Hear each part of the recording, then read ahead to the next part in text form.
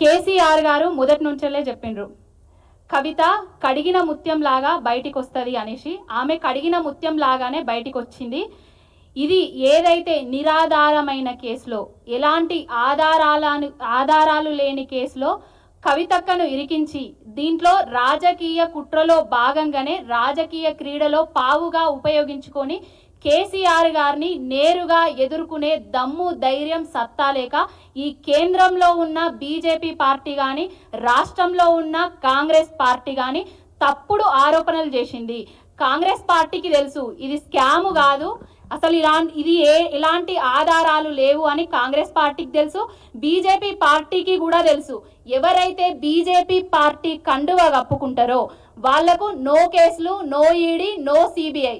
ఎవరైతే బీజేపీకి జై అనరో, నై అంటారో వాళ్ళ ఇంటి ముందటికి రాజ్యాంగబద్ధమైన సంస్థలను జేబు సంస్థలుగా ఉపయోగించి వాళ్ళ ఇళ్లకు ఈడీ, సిబిఐ కేసులను తీసుకొచ్చి వాళ్ళ మీద వాళ్లకు రాజకీయంగా ఒక చరిత్రహీనులు అనే ముద్ర వేయడానికే ఈ ఈడీ, సిబిఐని వాడుకున్నారని అందరికీ తెలుసు.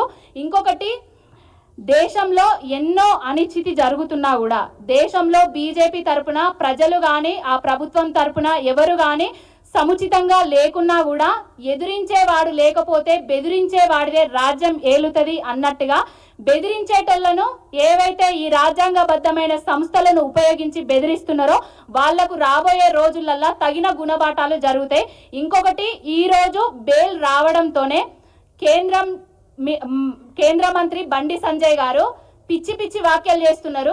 ఆయనే మెదడు మోకాళ్ళుందా అరికాళ్ళకు వేయిందా అని ఈ సభాముఖంగా నేను అడుగుతున్నా. అసలు ఆయన సుప్రీంకోర్టునే తప్పు పడుతున్నాడంటే ఆయనకు అసలు ఈ రాజ్యాంగం మీద కానీ ఈ సుప్రీంకోర్టు మీద కానీ ఎలాంటి ఆరోపణలు చేస్తున్నాడు? ఆయన పిచ్చోన్ చేతిలో రాయి లెక్క ఎటువంటి మాటలు పడితే అటువంటి మాటలు మాట్లాడుతున్నారు. ఇంకొకటి ఏంటంటే, కేంద్రంలో ఉన్న బీజేపీ పార్టీకి కానీ రాష్ట్రంలో ఉన్న కాంగ్రెస్ పార్టీకి కానీ బీఆర్ఎస్ పార్టీ ఉంటే, కేసీఆర్ గారు ఉంటే తెలంగాణలో మా పప్పులు ఉడకవనేసి ఉద్దేశంతో కేసీఆర్ గారి మీద, కేసీఆర్ గారి కుటుంబం మీద తప్పుడు అలిగేషన్ చేస్తున్నారు.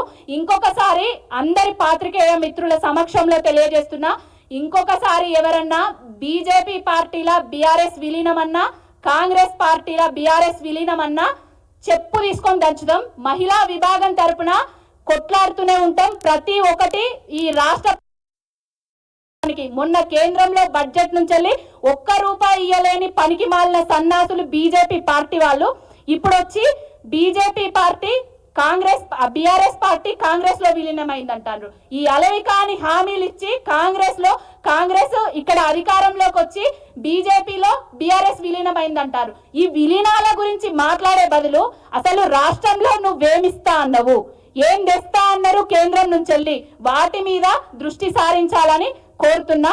అందరికీ నమస్తే. జై తెలంగాణ.